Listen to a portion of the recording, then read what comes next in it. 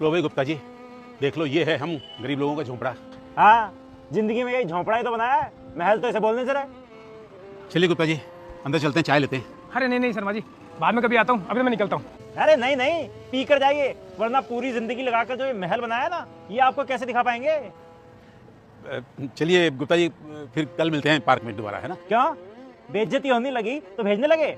अरे भाई साहब, आप है कौन जो इनसे इतनी बदतमीजी से बात करें? और क्या शर्मा जी, आप जवाब क्यों नहीं दे रहे इन्हें? अरे गुप्ता जी छोड़िए, ये मेरा बेटा ही है, अब इसकी बातों में ध्यान मत दीजिए, छोड़िए। अरे बदकिस्मती से बेटा हूँ इनका, पता नहीं कौन सी घड़ी थी जब इनके घर में पैदा हो गया। अगर पैदा नहीं होता ना तो ही अच्छा था। अरे बेटा, किसी के सामने कुछ बोलने से पहले सोच तो लिया करो। अरे तेरे आगे हाथ जोड़ता हूँ, मेरी इज्जत का कुछ ख्याल कर। अच्छा, खुद की इज्जत तो इतनी प्यारी है, और मेरी इज्जत, मेरी जो मेरे दोस्तों के सामने रोज बेइज्जती होती है, उसका क्या?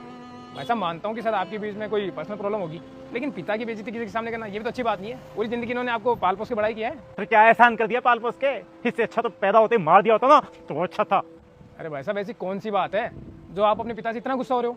अरे बात यह है कि इन्होंने पूरी जिंदगी नौकरी करके पैसे कमाकर ये छोटा सा घर लिया, वो भी गली में, और इसे भी आज तक पूरा नहीं बना पाए। अरे लोगों को देखो, पूरी जिंदगी कमाकर कितने बड़े बड़े महल खड़े कर लेते हैं। अरे दूर जहाज की जरूरत कहाँ है, हमारे आस पड़ोस में देख लो ना, कितने अच्छे अच्छे मकान बने हुए हैं। शर्मा जी, आप एक काम कीजिए, अंदर चलिए, मैं बात करता हूँ।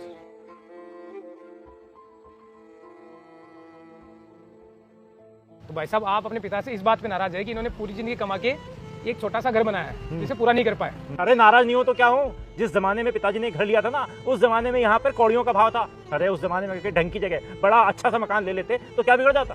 बात तो सही है, उस जमाने में अगर थोड़ा सा अच्छा मकान ले लेते तो आज अच्छे पैसे होते।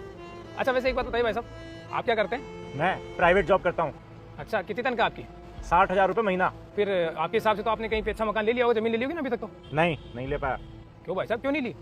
अरे इस जमाने में खर्चे इतने हैं, बच्चों की फीस जाती है, घर का राशन आता है, और सोसाइटी के इतने खर्चे हैं, नहीं हो पाता।